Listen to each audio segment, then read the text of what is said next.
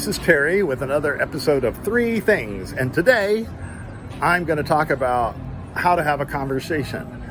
So this is humorous in that I am a dyed-in-the-wool introvert, and that I once wanted to take a class on how to make small talk.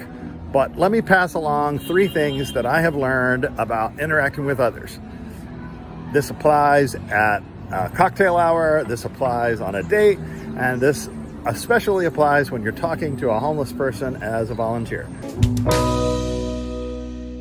So here we go. Number one, people like to talk about themselves. So ask about them, what they like to do, what they like to eat, where they like to go, where they have been, where they are from, what they want to do in life, etc., etc.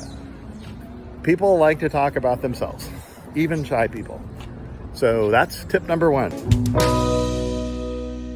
Tip number two, avoid yes/no questions if you want to have a conversation.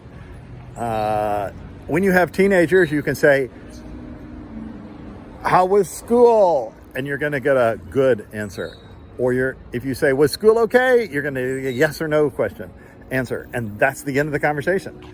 So you have to find a way to ask an open-ended question that solicits feedback, such as, "What was something good about today?" Now they have to enter into conversation.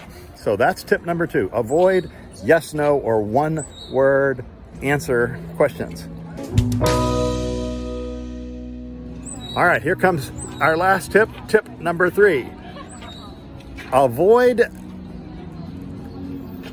questions that require superlative answers. What is your favorite band is a really hard question to answer.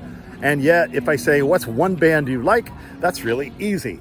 So rephrase your questions in terms of what's one thing you like, or what's one thing, or what's an example of, rather than the best or the first or the last, or any process that requires thinking things down to one single incident.